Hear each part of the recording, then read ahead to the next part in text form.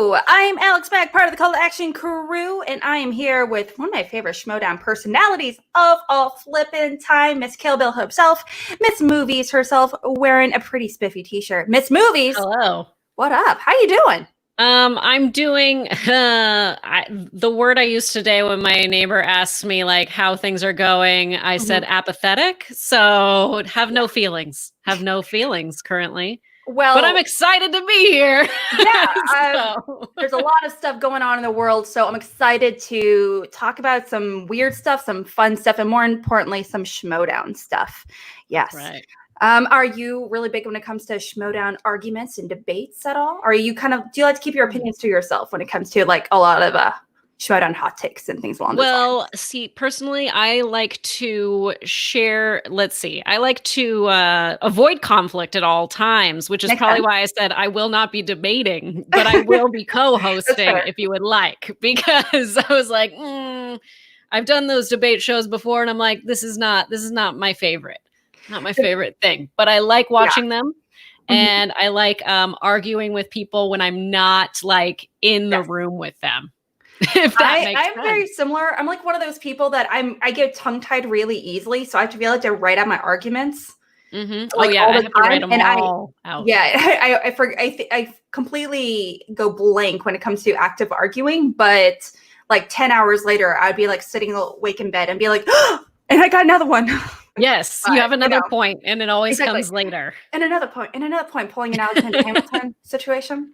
Anyway, okay, so we are really finishing up the Tournament of Champions right now. So we have Ben Bateman up against James White. They're going to be arguing some pretty awesome questions that Brian and I, really kind of put together. And so I'm really excited to see your take on some of their answers, because you don't know any of the answers that they picked. I have no idea. And I helped come up with one. So the most important one. Okay.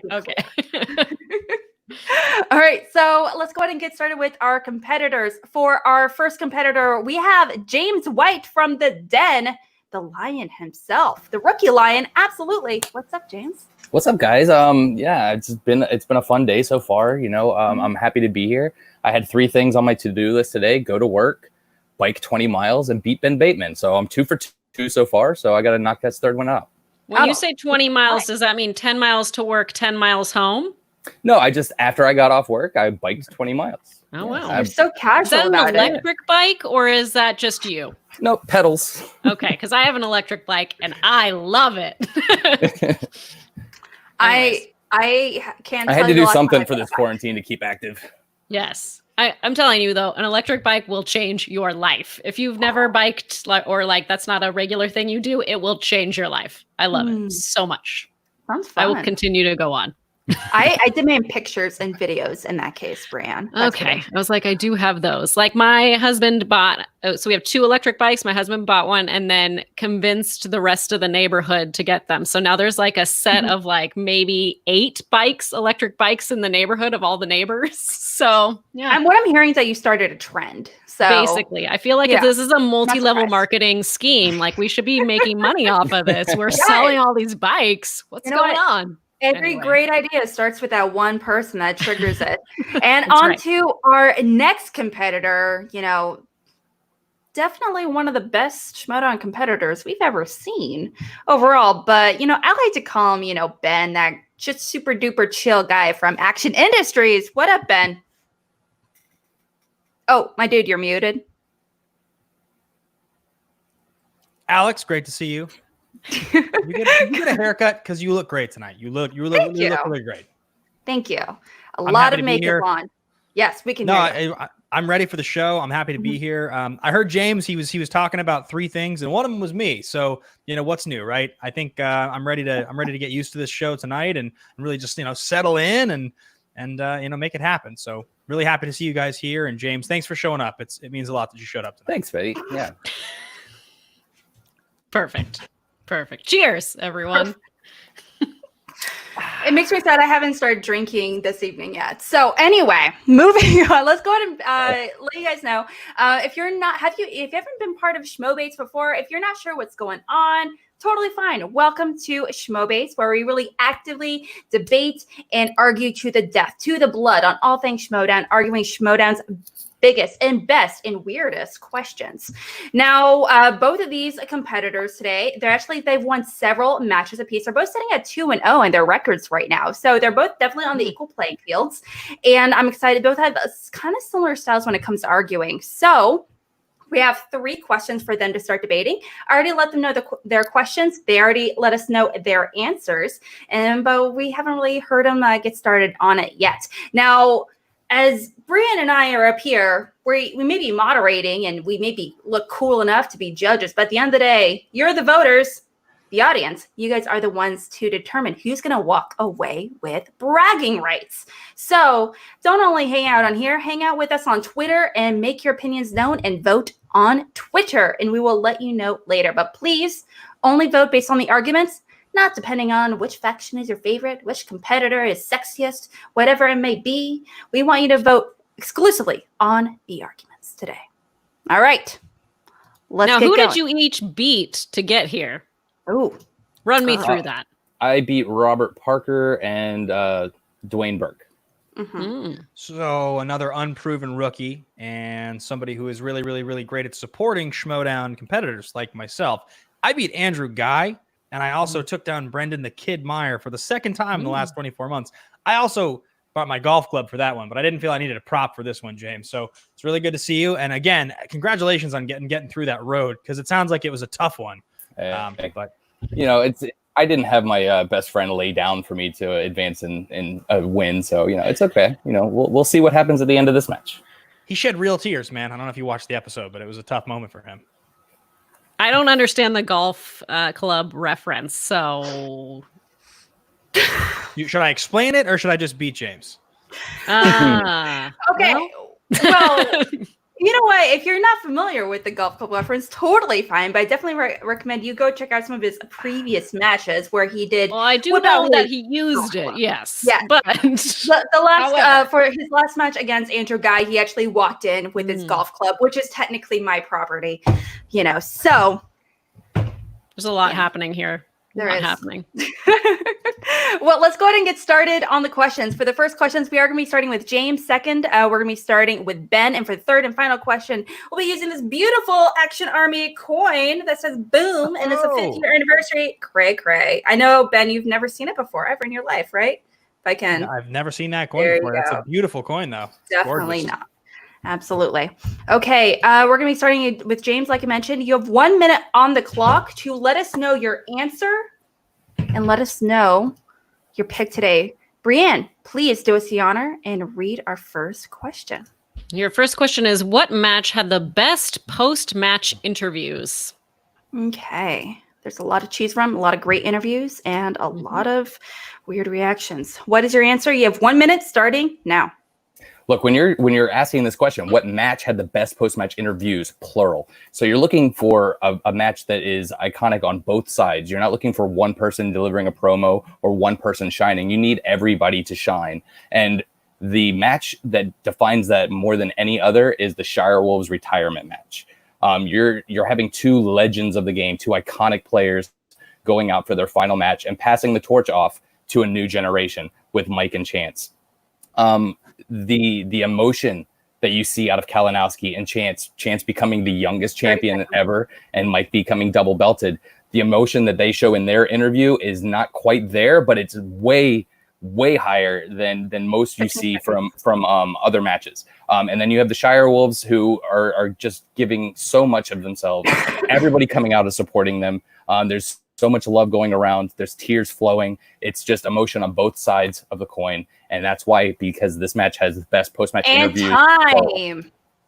Great pick with both pretty iconic teams. Absolutely. We did have a quick StreamYard, not StreamYard. That's a different thing altogether. From Movie Fanobi Streamlab Situation saying, Brienne elevates any stream. Truth. And have a great night. Thank you. Thanks, Steve. I appreciate it. Pretty cool fella indeed. All right, you two have 1 minute on the clock. Ben, let us know your choice starting now.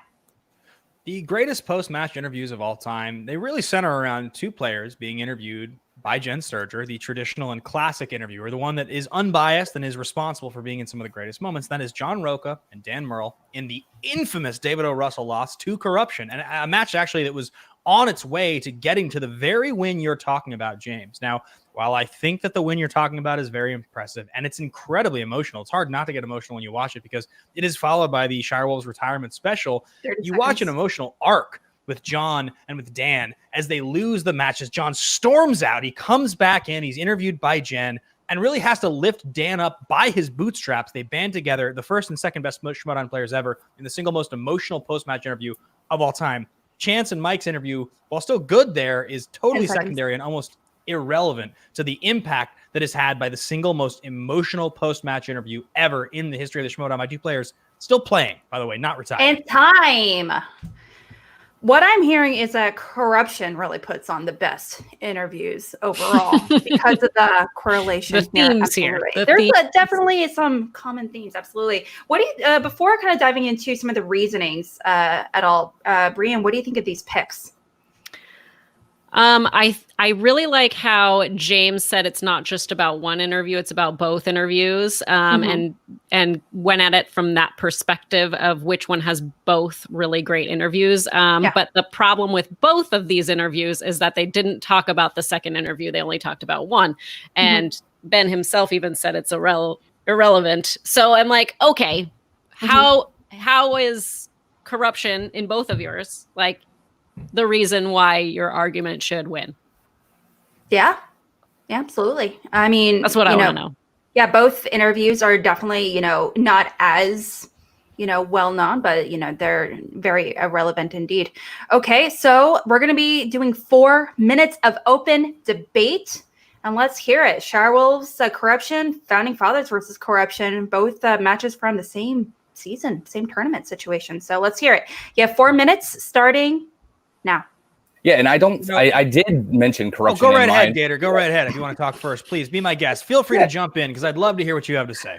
Yeah, well, thank you. Because what I'm going to say is I did mention the Corruption in my interview because I said the emotion that Chance and Mike showed in winning that match, becoming the youngest champion and becoming double belted for Mike. Whereas you just completely glossed over them even being in your match because you know what? Mike and Chance, in their interview, they were so defeated in winning. They had blank stares on their faces. They knew they didn't deserve to win that match. So everything about Corruption in your match is just completely thrown away. In my match, they had emotion. They had just reverence even towards the Shirewolves in defeat.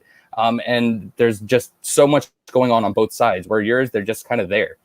Yeah, you're right. They are just there, and they're also just there in yours. You are immortalizing a player who is one of the most talented young players in the history of the Schmoedown, but shows zero character or emotion and is not good on the mic. I love Chance, but that's not why he's a great player. Chance is a great player because Chance is a phenomenal performer. Mike Kalinowski feels a pale breeze come across his face and starts crying at the end of every match he's in. It doesn't take much for Mike to get emotional. And why didn't he get emotional in your match?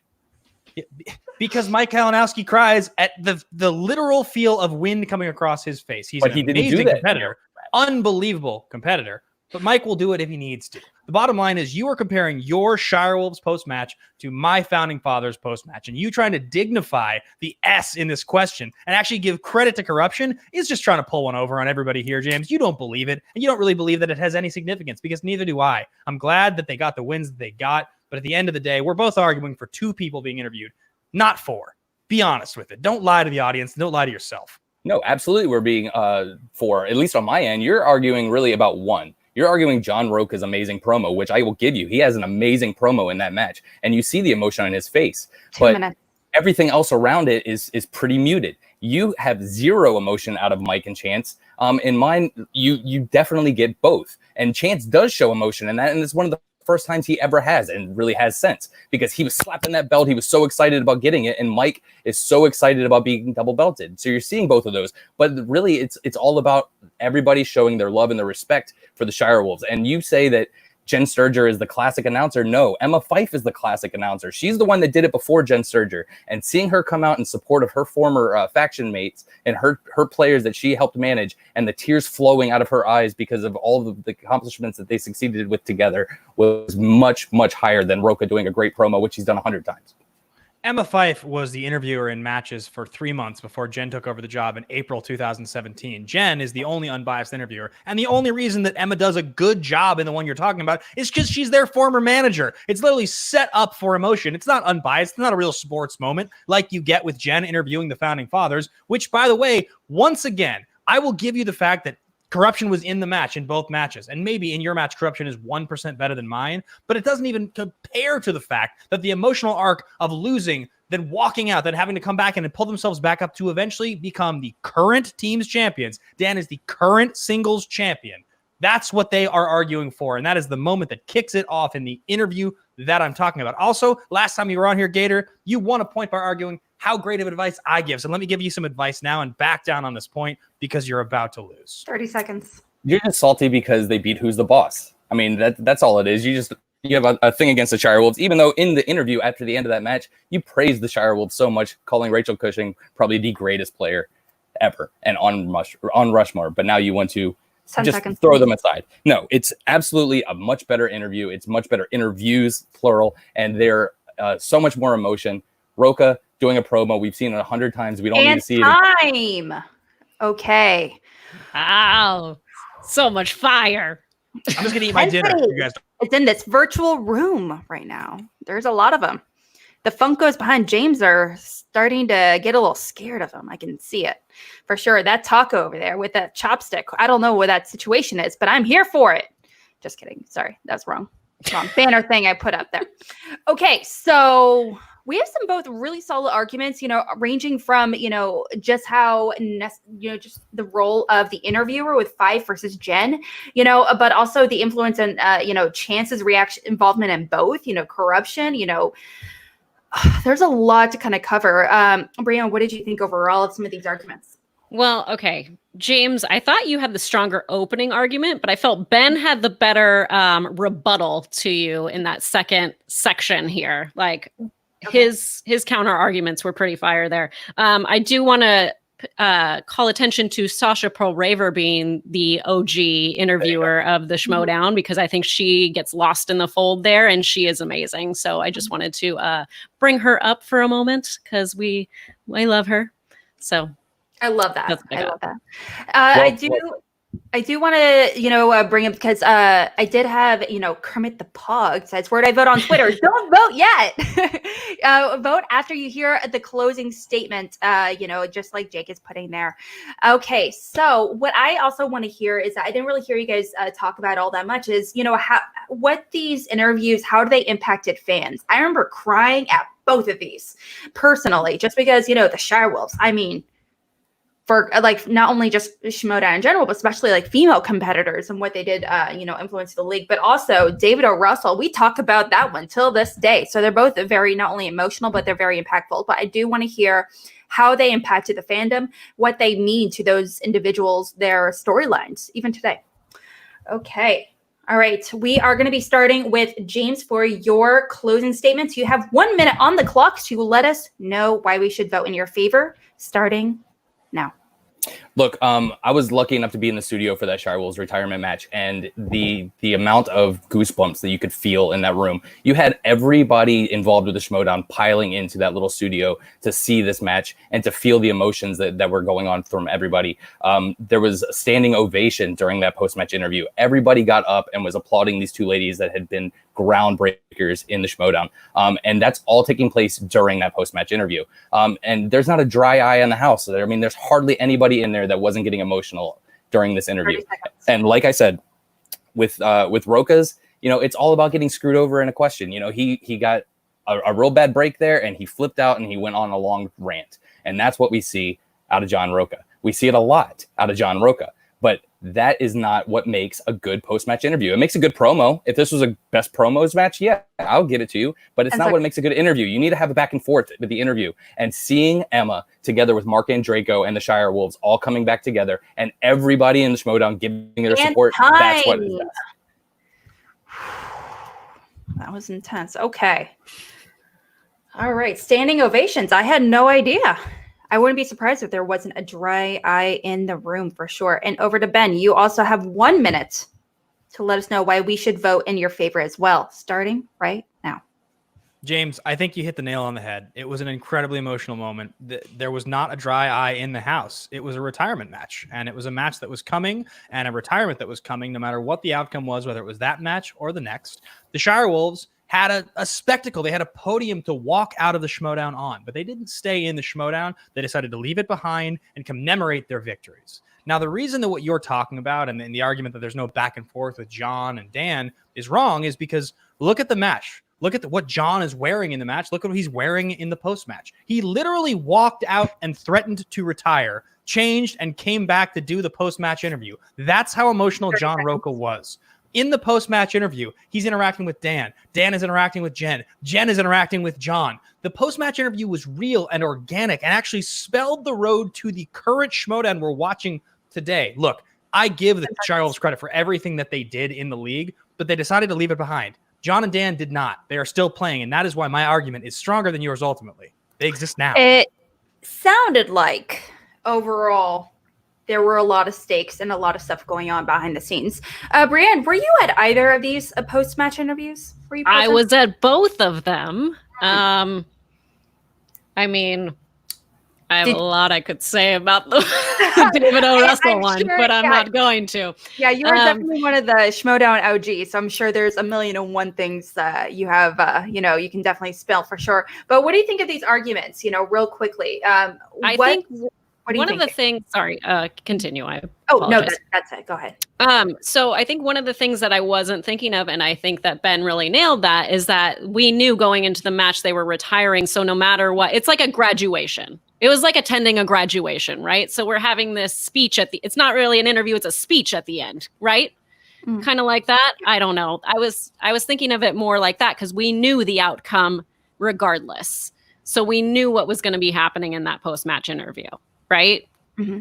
So is it kind of by the numbers then? Because it's like, well, this is going to happen. So which one is the more organic one? I'd go with Ben on that, but I'm not going to lie. I didn't know that Shire Wolves were going to retire at the time. So for me, that was a complete surprise. So to me, both of them were just as surprising.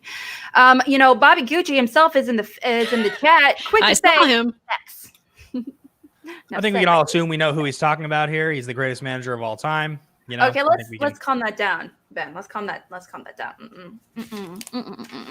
Okay. All right, so we're going to be going on to question number 2. Okay. Now, this is an interesting one. A lot of not a lot of rookies are going into multiple leagues. A lot of competitors are focusing on one league, and so it's kind of an interesting situation right now. So we are going to be moving on to our second question. This time we're going to be starting with your Ben for his opening statement. And the question is, Brienne, please do the honor. What single league competitor would best succeed working in multiple leagues? Now, I do want to clarify. When Ben, James, and I were in our chat earlier, they wanted a clarification if singles and teams technically count as one league or two.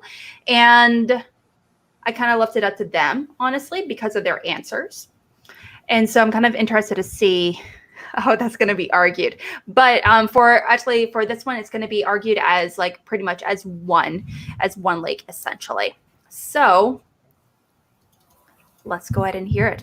Ben, you have 1 minute on the clock. Let us know what you're thinking, what you picked, starting right now.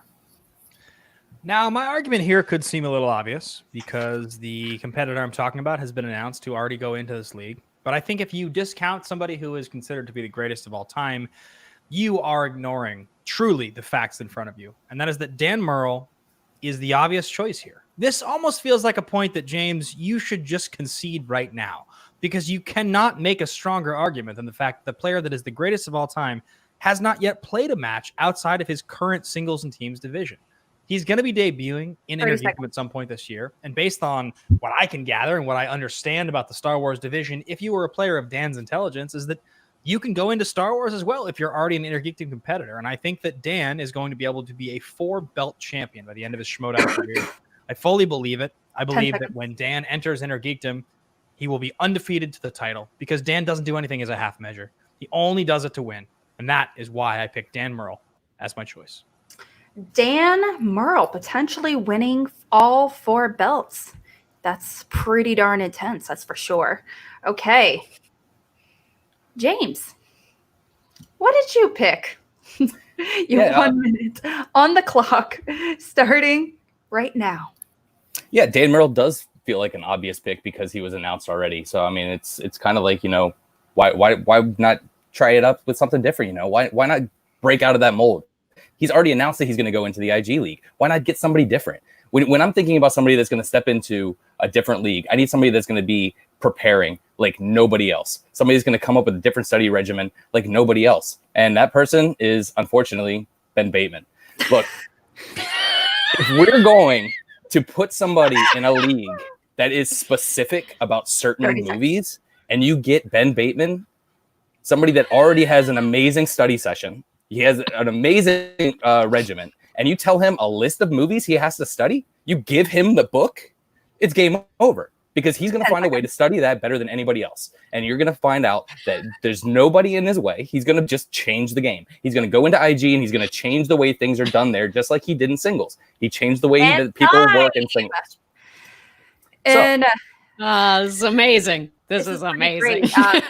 In the words of Jake Iacovetta, perfect answer. All right. So I can't wait to hear Ben argue against himself. It's going to be great. Tell me why you suck, Ben. Tell me why you suck.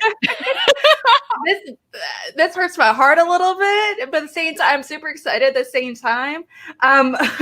Okay, now I know we kind of jumped already into the second question. I want to let you guys know you can feel free to go vote on Twitter right now, and right there in that little banner below. Feel free to do it right now. You can vote right now towards the end of the episode. Totally fine. Let the information marinate. It's so you can help you decide.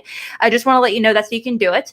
But we are going to be collecting the votes at the end of the episode. So I don't want you to vote tomorrow. Not tomorrow morning, next week, because it's not going to matter.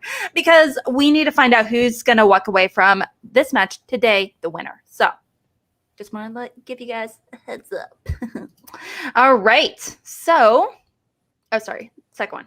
There you go. You guys have 4 minutes to do some arguing. And I don't know about you, Brian, but I'm pretty psyched. Are you pretty psyched? I can't wait for this. Right? It's so much fun. All right. You guys got 4 minutes starting right now. James, go ahead, spin your wheels. No, I'd love to hear what you have to say. You're talking about a really great competitor and somebody who I think is pretty well qualified. So go ahead, man. Lay your arguments on me. Look, like I said, you give Ben Bateman a study guide, something that he has every single movie he knows he has to watch or knows he has to break down, and you're going to get the best performance out of him. You're talking about somebody that came into the league with an okay average, 70% accuracy rating in 2018's tournament. What happened in 2019's tournament? 92% accuracy rating. I mean, you get somebody that knows how to study, and you change the game with that. I mean, you change the way people had to do it, and I will give you that. But guess what? You know, you do that in IG, and you're going to turn heads. And I believe that you are better than Dan Murrell when it comes to preparation. Dan Murrell gets by on sheer knowledge, and he has a lot of it, but he doesn't need to study for the most part. And you just found out a way to do that. James, you lit your firework, it went up into the air and it blew up, and now it's gone. You have no other argument because your whole play here was to argue me against me. But you've done this before. Yeah. You've picked me. You're obviously obsessed with what I've done in the Schmoedown. That's very clear. Look, man, I'm flattered. It's really nice of you to say, but the bottom line is no matter how much brash exuberance, no matter how much self-confidence, no matter how much commitment to the craft I have, if I was going to enter and win in a division beyond singles and teams, don't you think I would have even tried to compete by now? I've been in the Schmoedown since 2017. I would have played in Intergeekdom or Star Wars. I said on Schmoedown backstage just 2 days ago, I believe in 60 days, I could study for Star Wars and I could win the belt. I said that. We've heard me say things like this before about Intergeekdom and they haven't happened. Look, man, I believe it wholeheartedly that if I sit down and I learn it and I try, I'm as well equipped as anyone. but I haven't ever won the teams belt. Dan Murrell has. He's won singles, he's won teams, and that's why he's entering into Inner Geekdom. He's the greatest of all time and on the greatest faction of all time with the greatest manager of all time for a reason. And as much as I'd like to argue against it, man, I just can't. He's the GOAT. And if you say otherwise, I mean, go ahead, but nobody in the audience is going to believe you. No, I 100% think Dan is the GOAT. But we're talking about the GOAT of singles and teams. We're not talking about the GOAT in IG. We have no idea what he's going to do in IG. And guess what? He announced he was going to be in this tournament. And then what happened? He just backed out to focus on his new channel. I think he was just scared of Robert Parker and a lot of these other rookies. I mean, if we're going to be dipping our toes into IG, why is he not in that tournament? That's a big knock. Ben Bateman does not announce he's going to do something and then back out of it. If you said you were going to be in that IG tournament, you would have been in that IG tournament. And you would have studied your ass off and you would have won it. Just like you just said that if you would have studied Star Wars, you would win Star Wars. You just said it. So that's why if you would have studied IG, you would win IG. I wholeheartedly believe that I will be able to do it the day that I decide to do it. But unfortunately, until I prove that, there's plenty of evidence provided by other Schmoedown competitors that have not just said it, but have done it to suggest that when you put your mind to something, you do it. And look, man, I had said and worked at for years the ability to win in singles. And I did that. But I have merely mentioned in passing once or twice that I think I could do well in other divisions. That's different than somebody who put their mind to winning multiple divisions, retired, came back, regained his title, then won in teams, which at the point that he retired, he hadn't even done yet.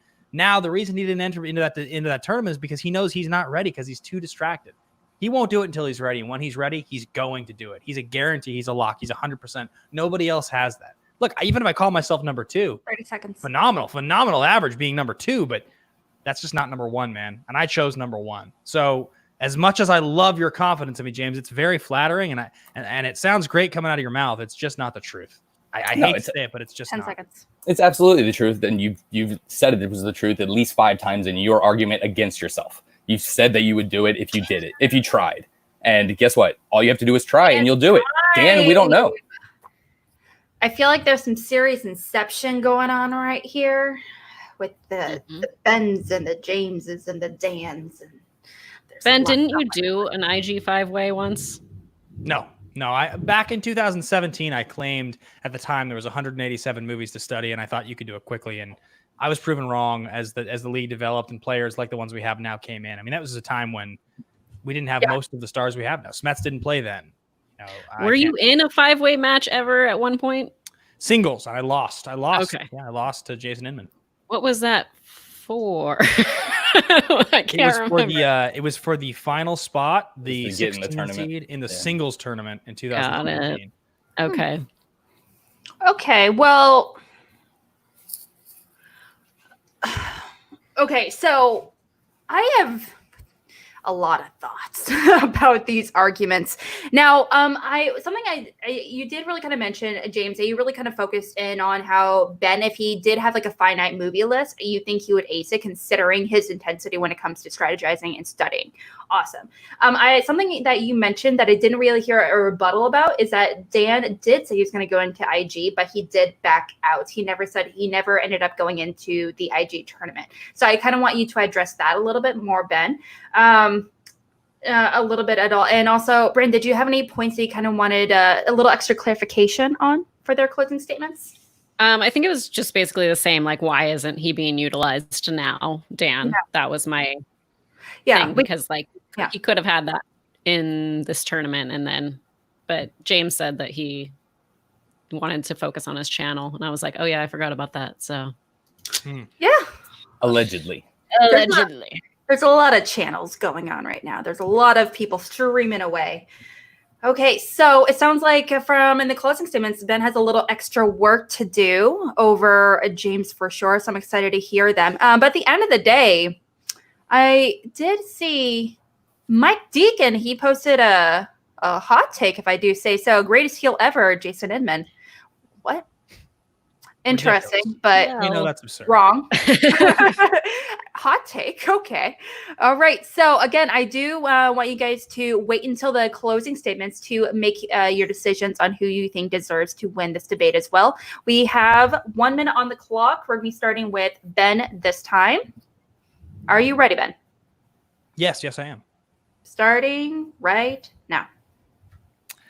Okay, so Dan Murrell had announced that he wanted to be an Inner Geekdom, but Dan Murrell is the ultimate main eventer. He is the ultimate elite competitor. And by the time that he had a chance to enter into an Inner Geekdom tournament, the Schmoedown had moved into a digital landscape, one that he's unfamiliar with and one that he doesn't really want to do. It's beneath Dan Murrell to go do the league in that capacity. He knows his Inner Geekdom debut is going to happen live or in studio. That's what Dan's going to do, because only Dan, only somebody of his caliber could make the decision to do that. So he's going to wait. Dan knows that given the extra time to launch his channel, which now, by the way, is his livelihood, which I think is defensible, and being trained by somebody at home who actually has won the belt. What, do you think my phone has won the belt? I don't have anything in this freaking apartment that can win me the belt. I am doing it entirely on my own. Dan has a trainer who has won the title in his home. So he wants to take the extra time as he works on his channel to prepare. And I don't think it's indefensible that Dan is ready when he's ready, okay? And he wasn't ready yet. But he's going to, and when he does, he's the guy that leads the singles sport. That was interesting. Okay, so we are going to be moving on to James for your closing statement as well. You two have 1 minute on the clock, starting right now. You say it's beneath Dan to be on, the internet and stuff, doing little things like calls and Zoom calls and Streamlabs. It's obviously not beneath you to be doing those things, as you see here. So that's why you would be more successful than Dan, because you would step up to the plate and do this tournament online, and you would succeed in this tournament online because you have what it takes in the preparation. Dan gets by on sheer knowledge. Yes, he would have Mara helping him out, but that's not necessary when you have the brain that churns out these study regimens. The things that you were successful at is changing the way everybody else played in the league. You had to adapt everything. And going into IG, you would not only learn the trivia, because it's not all about the trivia. It's about finding the gaps in the game. You found the gaps in the game in singles and teams. You would be able to find the gaps in the game in IG to exploit weaknesses. And by doing that, you would be more successful than Dan would be. Time. Oh, shnikes. Snarf. Sorry. There we go. Sorry. Thundercats. Yay. Snarf. Anyway, okay. So, yeah, Chris and Todd, I wish the internet could win me a belt. Yeah. Damn. Killing Ben with himself. All right. Do I have bad? Am I cutting out on you guys? Because I shouldn't be. I actually, and also there's quite a bit of love from both sides. Ryan's really quick to say strong closing statement, Ben, but also damn, I love James White now. I'm sorry, what now? Is that a new thing? Okay. I see you. If he argues that hard for me, it's hard not to love him, right? That's how I feel too. It is for you, against you. Yeah. All right. So, okay, that was question number 2. If you are like, hey, I want to vote in favor of Ben, or if I want to vote in favor of James, let us know. Or right now, you can go ahead and vote over on Twitter. I also have a hyperlink in the description below, so you can click away over there if that's a little bit easier. But go start voting. Let us know who's going to walk away a winner today. We are going to be going into our third and final question. Okay, so this one, Brianne. Yes. Are you excited about the third question? I'm excited. Yeah. Well, okay, so you are Miss Movies. When I think of you, I think of awesome costumes. I think of awesome entrances. I think of really great voice. I think of like awesome Schmoedown competitor overall. But also at the end of the day, I also think of musicals. So as one should. My life is a musical, and I feel like my coloring right now makes me look like I have jaundice, and I just can't get over that. So that's just where I'm at currently. I feel you, girl. I feel you on that one. Yeah. I feel like, considering the amount of blue I have going on, I feel like a Vivica A. Fox from like a Mr. Freeze's like ex-girlfriend-ish kind of situation. I like it. From Mr. Ice, Christmas Eve, Mr. Snow. Oh, yes. And then she's like, I know what you're talking about. Vivica A. Fox. He's Mr. Heat Miser. He's Mr. Sun. Da-dum. Well, with everything going on, it's fun to refer to those weird little ones. It's actually my favorite version of Gotham City on a film, that's for sure. Not gonna lie, hot take right there.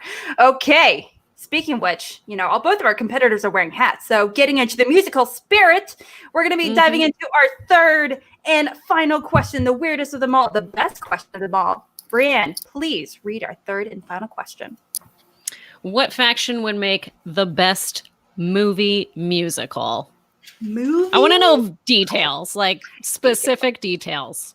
I also want to know what kind of inspiration. Would you do an original movie musical, or would you do something like a version of, I don't know, West Side Story or something? I don't know. Hopefully not that, but we'll see. Well, I'm excited to start the pitches either way. What would they be doing? What would it embody? Who would the director be? I want to hear it. Okay, you guys have 1 minute to make your opening statement, and we are going to be starting with, if I can bring out my coin, that'd be great. We're going to be starting with using this coin to determine who is going to be going first. If you're not familiar with this awesome, spiffy little coin right here, AMA 5th year anniversary, but also kaboom, y'all. It's being part of the Action Army, established in 2015, so no big deal, just part of the Action Army OG, so, whatever. But we are going to determine who's going to go first by flipping this coin, and before we started chatting, recording earlier, we determined that, if I can find my notes, we decided that James is the boom. Yes, James is the boom. So I'm going to attempt to do a good flip real quickly to determine who is going to go first. That's a really bad flip, but okay. It is 5th, AMA 5th anniversary. That looks like my side. Indeed, it is. So would you like to go first or defer? I'll be going first. You'll be going first. All right. Movie musical. Start pitching. You have 1 minute on the clock to get us inspired and invest in your faction musical. Starting right now. Look, it's called a musical. It involves music. I think we'd better start with the faction called the Rock Stars, because they are full of performers. If you want incredible performers to be incredible on stage in front of an audience, you want people that are unpredictable, that are passionate. Look no further than Jeff Snyder. I mean, he is literally living and breathing unpredictability. He is craziness incarnate. Look over to Mark Andraco, who has aced the musical category time and time again. I mean, an amazing performer in the category and loves it. You have real celebrities and performers like Jared Haven in the faction. You have Stacey Howard, who has literally done a greatest showman entrance in the Schmoedown. I mean, the understanding within this faction to be able to pull this off is second to none. And of course, the faction manager herself, Roxy Stryer, somebody who is a dedicated and committed actress who has been doing it for years, who's a writer, who fully understands the genre, understands the field. There is no other faction that even compares. Okay. All right. So what I'm hearing is that there's a lot of performers in this faction. Okay. Let's see how it compares to Ben's pick. You two have 1 minute on the clock, starting right now. Look, if we're going to pick a faction to make a movie musical, how about pick a faction with someone that's been in a movie musical? And that's the Dungeon, because Kevin Smets was in Newsies. Look, you're talking about a full team with Kaiser at the helm. I mean, what better character can you have in a movie musical than Kaiser? He brings nothing but energy nonstop, like he's just sniffed 500 lines of cocaine. But it's so over the top and energetic, and that's what you need in these type of movie musicals. And if we're doing the performers, like you're throwing out their names, I mean, the Dungeon has Brittany Young, and she can sing. The Dungeon has Video Drew, and she can sing. We have so many performers as well in there. Adam Witt. I mean, you've got people with comedy. You got people that can sing. You got people that can act, and you got intensity and charm out of all of these characters. The Dungeon is a redemption story. It's a rise, a fall, and redemption. It's what you need in a good story. Okay. We got a little teaser into what kind of genres and plot we'll be getting, for sure. What are you thinking about these pitches overall, Brienne? Is there anyone in particular that you would love personally to participate in? Well, I don't know what musical they would be doing, but so that would make the difference in terms of which one I would want to be on. But I do appreciate that you're calling out people's vocal work. Although I did watch Video Drew's karaoke, so I don't know if I agree with you, James. But sometimes you need those comedy sing-alongs as well. So I'll give you that. When it comes to musicals, it is having really great acting chops is arguably just as important as great musical chops. And I think she has definitely good acting chops, but that is a whole different conversation. I want to hear more about, both the rock stars and the dungeon. Now, something he definitely pointed out is that, they definitely have jumping a little inch and further because, Spets has been part of an actual movie musical. So I'm not going to lie. That was a great pick. Solid pick overall. Okay. You guys have 4 minutes of open debate to really let us know which one sucks, which one's awesome. Let's hear it. Convince us. Convince Brienne. Starting now. James, the thing is, Kevin Smets, and he's very vocal about the Newsies role that he had. I mean, it's a phenomenal thing to look at, and it's so much fun to watch. It's great. He's a good friend of ours, and it's so cool to see him do it when he was much younger. But the thing I didn't mention in my first argument, because I wanted to make sure I saved it for this one, is that Roxy has an actual musician who is worldwide performing on stages in front of tens and 20s and hundreds of thousands of people, and Chris Jericho on her faction. He has a band called Fozzy. Have you heard of it? He's a singer. He actually performs. He wears a scarf better than anyone I've seen. And that includes myself, my friend. I wore a scarf in several of my last live matches.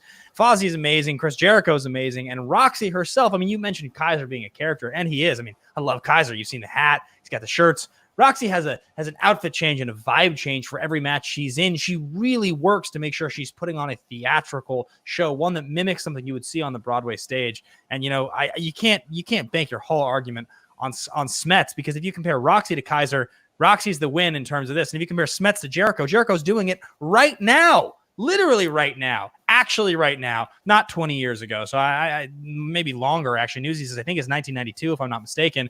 I think that was, a little long ago to bank your whole argument on 28 years ago. Go ahead. Look, we're not talking about whether Kevin Smets is just an amazing musician and things like that. It doesn't matter whether you're a fantastic musician. How many fantastic musicians have made great movies? I mean, it doesn't happen very often. Just because you put Chris Jericho in a movie, yes, he's got a great band. I love Fozzy, but what are we going to get? Are we going to get Rock of Ages? I mean, that was a garbage movie. I mean, you're putting Chris Jericho in that. I mean, that's not what I want to see. I don't want to see a hair metal band for 2 hours. It's going to be just over the top and annoying. And you're putting Jeff Snyder at the top of your call sheet. Do you really want to watch Jeff Snyder for 2 hours? You're not going to be ripping your eyeballs out after watching him for 15 or 20 minutes. Did I mention Jeff Snyder in my last statement? I mentioned Jeff Snyder in my first. I mentioned Roxy and Jericho. The very first name that you mentioned was Jeff Snyder. Maybe at best. The first name you called out was Jeff Snyder. I mean, I would list him maybe 5th or 6th. Get those names out there. Call Chris Jericho and Andreyko. Yeah, build them up, but don't bring out Jeff Snyder. Nobody wants to see that crap. Smets is not going to be. It's not just because he was in Newsies. I'm just saying he already has that background. That's what you want. Is you want that movie, that musical, that theater background, and he has that, and he's able to elevate it. And yes, Kaiser. You're comparing Roxy Strider to Kaiser on which one is a better character. Roxy is fantastic. I love Roxy, but you cannot say that she is a better character than Kaiser. Kaiser has so much personality nonstop. He never turns it off, and it's just over and over and over. I think your arguments are so erroneous and so ridiculous and so slanted in the favor of just. And you also, can I just mention for a second in your opening argument, you said we have. You're in the den, my friend. You're not in the dungeon. I don't know what you were talking about or what you're going for or why you said that, but you're not part of the dungeon. They didn't draft you, okay? They left you in the dust. So enjoy the den. I'm talking about not my own faction. I'm not using the words we, though just for the record, guys, if I didn't feel like it was such a self-aggrandizing dickhead move to do, I just would have chosen the Exchange because it's the greatest faction of all time. I mean, come on, let's be honest. But that's not what I'm arguing for today. I really truly believe that the Rockstars are the most qualified to serve the answer here. I honestly just want to forfeit the rest of my time because I think your argument is so poor. And Kevin Smets is one of my best friends. He's amazing. I love Smets. Smets and Kaiser are coming on my show very soon. There's just it's a ridiculous thing that you can't defend. I think my arguments are strong enough. I don't even have to say anything else. Honestly, that's fine. Yeah, just concede the rest of your time. I'm cool with that. And I say we because I put myself into this. When I give an answer, I become part of that answer, and that's why it's we. I thought long and hard about which one I would want to be a part of in a movie, and it's this one. Yeah, sorry, James. Sorry, time. Loose argument, though. Oh man, these are both really oh man. Okay, so this is a very personal decision. As a musical fan, which one are you most excited about so far based on what you heard? I something I did make note of as well is that I didn't really hear any comparisons to any actual musicals. Would it be an original musicals, or like what actual musical would it be inspired by or be similar to? I know what it would not be similar to, but what do you think, Bran? Yeah, I was hoping that maybe you would pick an actual musical that you would cast people from the faction in, so that we could debate that specifically. But that's not what happened, and that's fine because that's not in the question. But I was hoping to talk more about something along those lines. But I do appreciate that. I don't want to see Rock of Ages with Jericho. That got me. Like, as excited as I am about him as a performer, you're right. I don't know if I would want to see him in a Rock of Ages. I mean, that's a whole other conversation as well. All right. So we are going into our closing statements. Now, everyone, I see a lot of be like, yeah, I boo this side, boo that side, whatever it may be. Okay, so I want you guys to vote exclusively on these arguments. Vote with your heart, vote with your soul. Don't vote for factions. Just want to put that out into the universe, you guys. All right, so we're going to be going into our closing statements. Now, Brianne, real quickly, what do they need to say in order for you to be like, heck yes, I want that? That sounds like the most amazing musical movie ever. Like, what do they need to pitch to you? They probably just need to tell me like what they think their faction would be best at. Would it be something we haven't seen, or would it be something that's been done before and remade? That's true. Okay, I can definitely see that. Like, do you want Dungeon to do Newsies again? Like, is that what we're going for, or no? I don't know. Let's get some pitches going. All right. So, Ben, you decided you wanted to go first since the coin was in your favor. So that means you are going to be going first again in the closing statement as well. You have 1 minute on the clock to really solidify or your argument or completely yield your time. Your words, not mine. Starting right now. I think if you're going to try to have a musical, you want something original. I think the classic musical and the age of the classic musical has mostly passed us by. I think there are, remakes that'll come along. I think Spielberg's West Side Story is interesting, but generally speaking, I think original musicals are going to be better. So, your La La Lands and your Greatest Showmans of the world, and even your Star is Born, which is not a traditional musical, are really where I want to see things go. And I think that the rock stars are well suited for that because while Kaiser is, I think, just generally well loved by everybody, Roxy is polarizing. She's both loved and hated. She makes for an unbelievable central character in the story. Not to mention the fact that she drafted Andreyko and Snyder at the top of the heap, two people that are total opposites and have underperformed this year. The redemption arc is something that I think most people would be excited to watch, and Andreyko is such a sympathetic character, while Snyder is such an outrageous character. To lead the charge, those two, with, of course, Jericho as your huge star backing up Roxy, is something I would love to see. Time. Okay. So A Star is Born inspired musical, really focused on redemption with the characters between Andreyko and Snyder. I'd watch that. I'm not going to lie. I'd watch that. Okay, we have 1 minute for James. Let's hear it. You have 1 minute on the clock starting now. Yeah, Ben's saying that he's going with an original musical because he has no idea how this group is going to coalesce into anything. It's just kind of throw everything against the wall and hope something sticks. Look, I have a complete idea for what mine is, and it's kind of a take on Oliver and mixed in with a little Dr. Horrible sing-along blog. And you have the perfect cast for that, with Kaiser being like the Fagin, and you have Smets as like Dodger, and bringing up Parker as like the Oliver character. It's like you can kind of modernize that. It's different. You have so many fantastic characters like Video Drew and Brittany Young. It's kind of rounding everything out.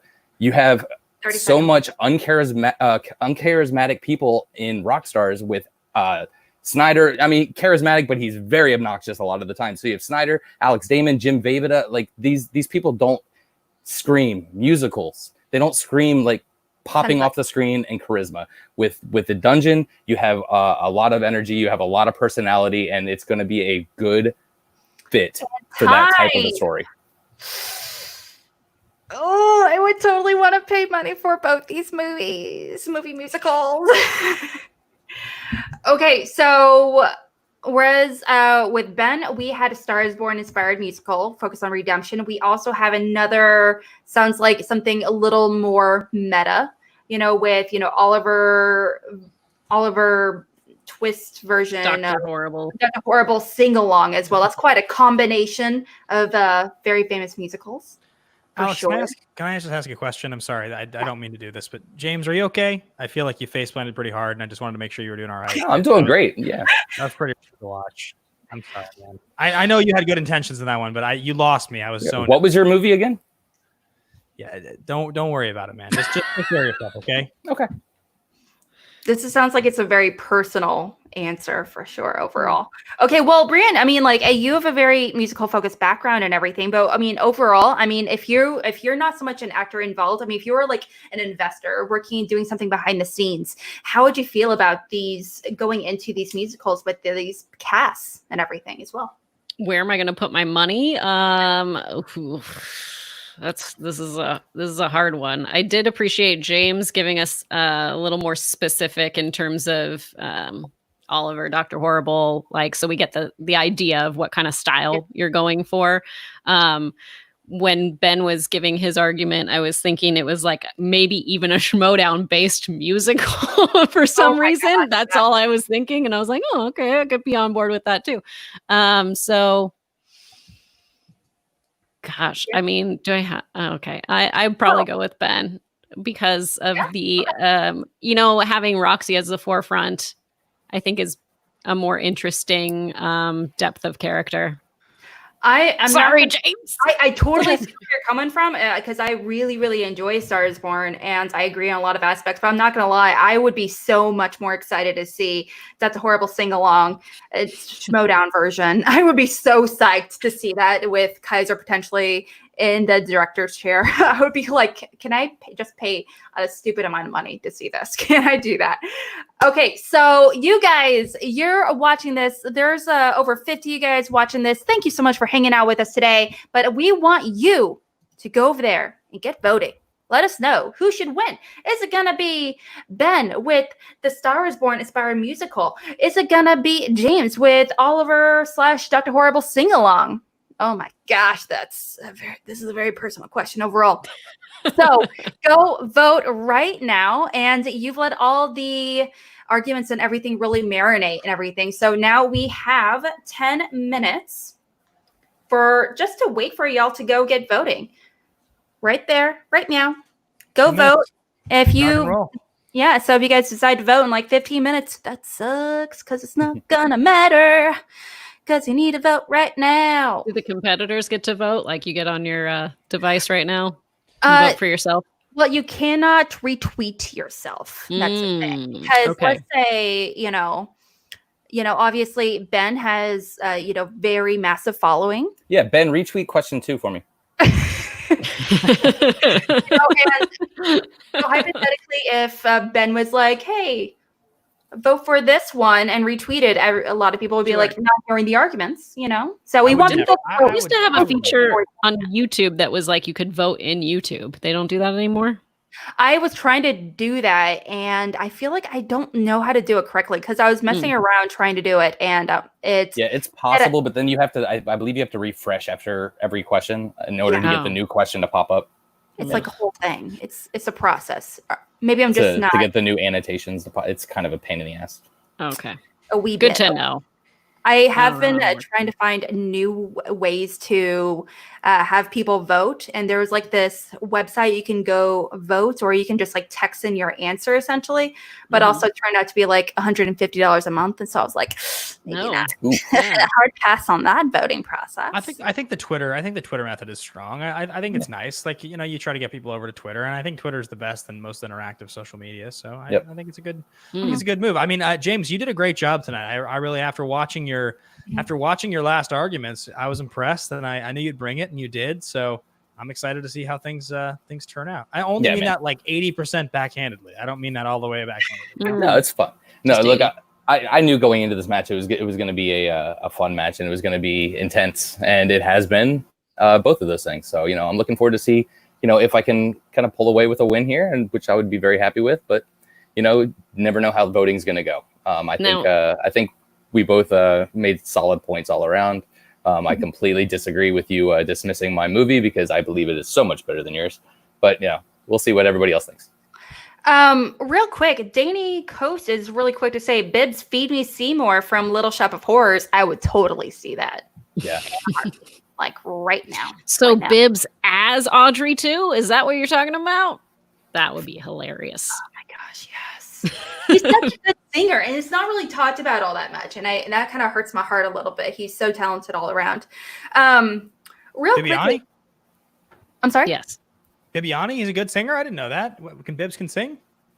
Is that sarcasm or no? I can't tell. No, I didn't know. I mean, I've heard him do the line before. I didn't know he could sing. No, where have I heard Bibbs sing before? He's actually sang in an interview before at like a post or pre-interview. I know that during the match, and he sang really well. I mean, he's a theater nut. The man loves performing overall. So wow, and, didn't know that. He's definitely trained. That's for sure. I do know, like I mentioned, I just want to give you guys a quick update. We're just over 6 minutes. So just saying, if you haven't done it yet, get yourselves together. All right.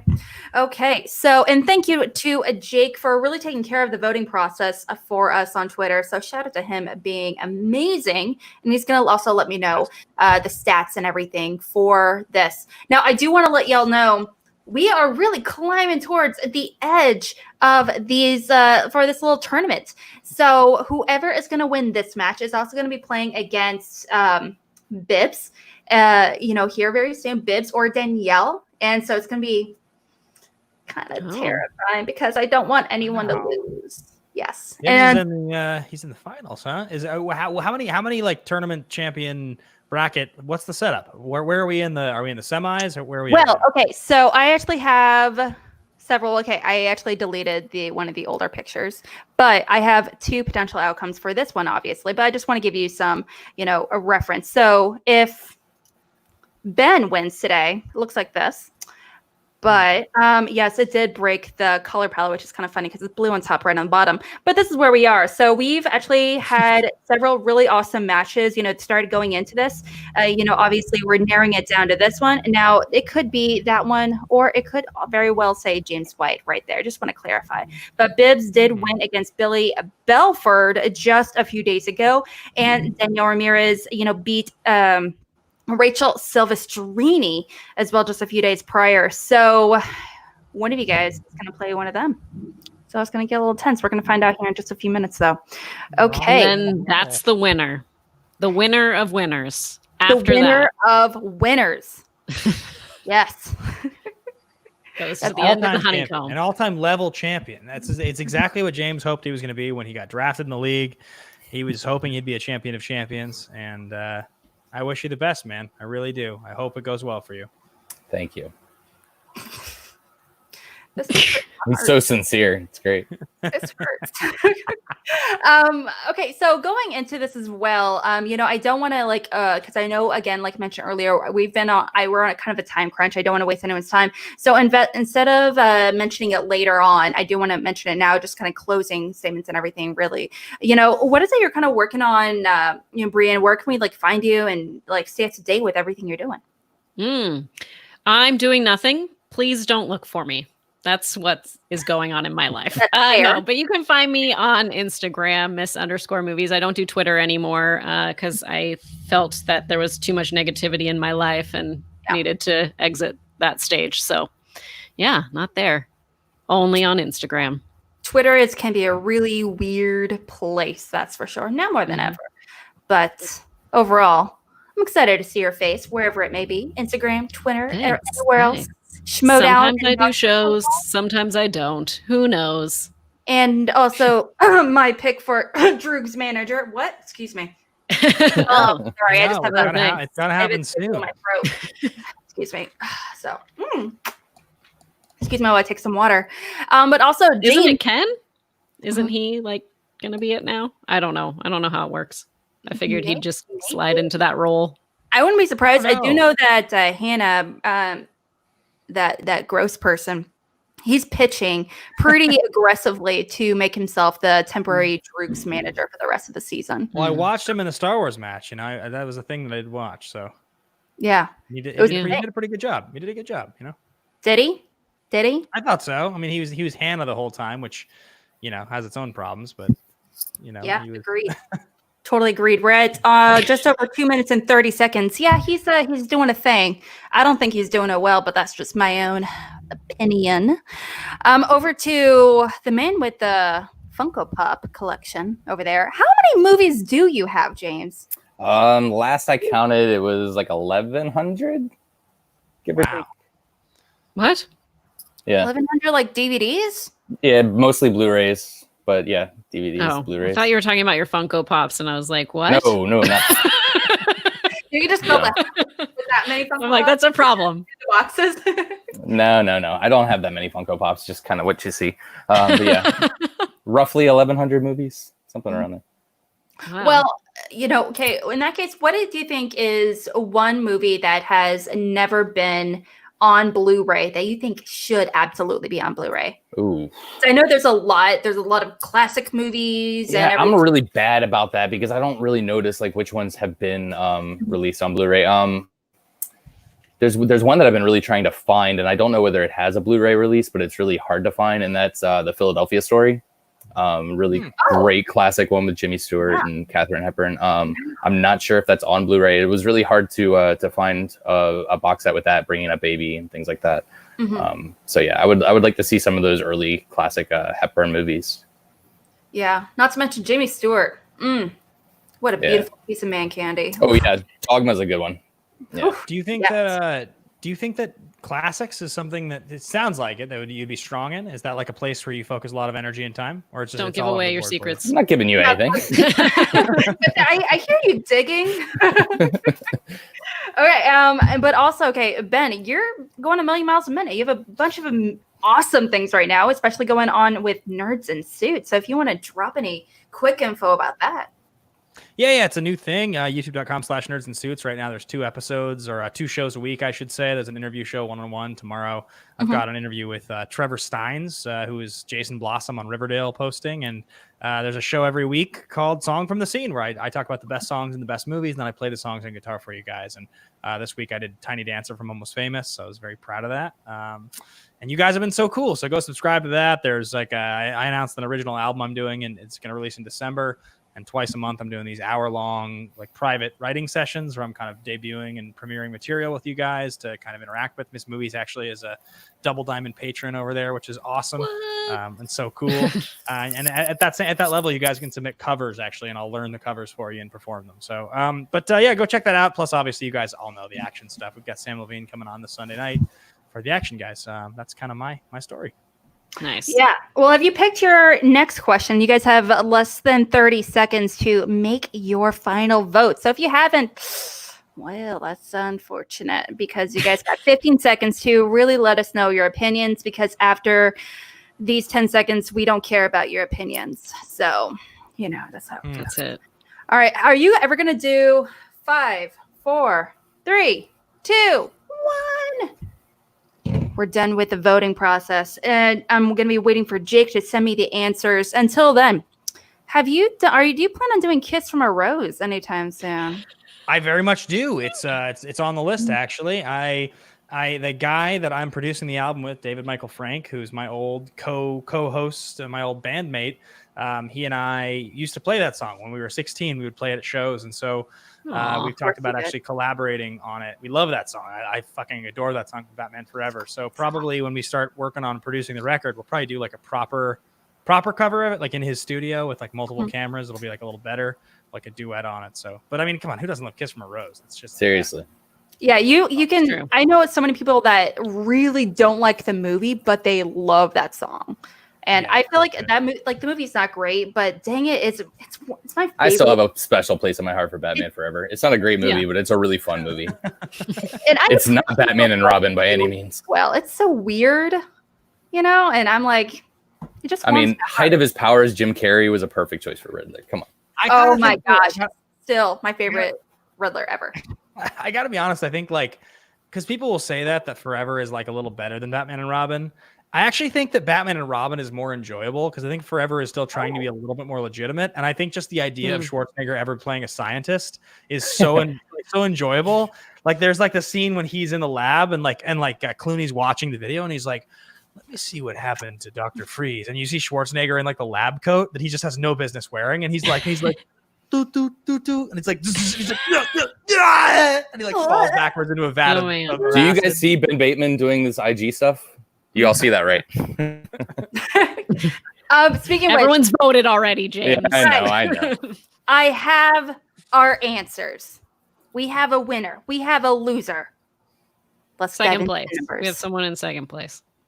That means, yes, we do have someone in second place. And which of those little picture brand things am I going to whip out here in a hot second? All right. For question number 1 being, what match had the best post-match interviews? With a 57.4% of the vote in favor of. Okay, fine, whatever. And Founding Fathers versus Corruption. Yes! Woo! Woo! You did it. Congrats. What a weenie. What a weenie, that fella. All right, moving on to question number 2. What single league competitor so far would best succeed working in multiple leagues with 51.6 of the vote? If you lose, you still win, Ben. It is. For this one. Dan Murrell. Me. Woo! Oh, no. It could... Winning 2.